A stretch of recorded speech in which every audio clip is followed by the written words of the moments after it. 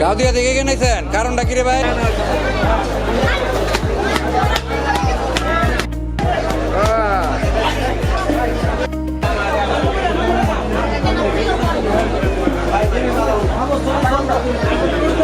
এখানে খেতে আসছেন কেন? ক্ষুধা লাগছে? হাট করে টাট। এটা ঐতিহ্যবাহী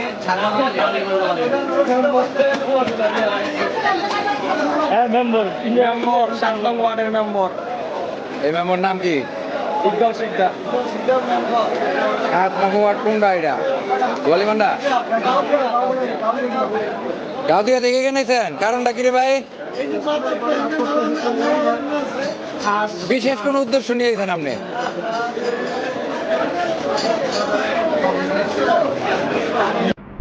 গুলিস্তানের মতো সেরা টাকাও বদল করা যায় এখানে।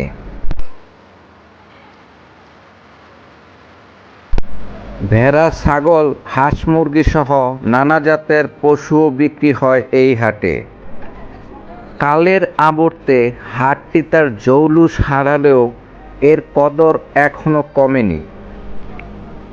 আমাদের ছোটবেলায় হারিয়ে যাওয়ার ভয়ে আমরা এই হাটে আসতাম না। তখন হাজার হাজার লোক জড়ো হতো এই হাটে। বিশেষ করে বর্ষার সময়ে নৌকা লাগানো যেত না হাটে। নৌকার পেছনে নৌকা বেঁধে রেখে লোকজন হাট করতে নামতো। আজ হাটের সেই ঐতিহ্য নেই। তবে বাঁশ ও কাঠ হাটে কিন্তু প্রচুর লোকের সমাগম হয়ে থাকে। কিছুটা কম দামে পাওয়া যায় বলেই এখনো হাটে লোকজনের বেশ সমাগম রয়েছে।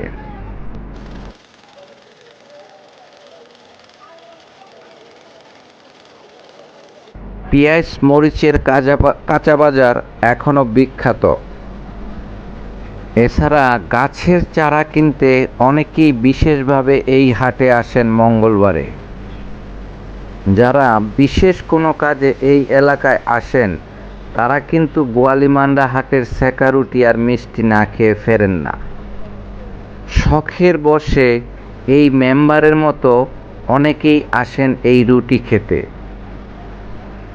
গরম একটু বেশি পড়লেই আর কথা নেই, মাঠার দোকানগুলোতে বেচা কিনার ধুম পড়ে যায়।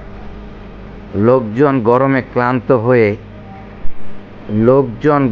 ক্লান্ত হয়ে এক গ্লাস মাঠা খেয়ে নেন, দূর করেন শরীরের ক্লান্তি। এ হাট কবুতর বেচা কেনার জন্য যেন সুপরিচিত। নানান জাতের কবুতর বেচা কিনা হয়ে থাকে এখানে।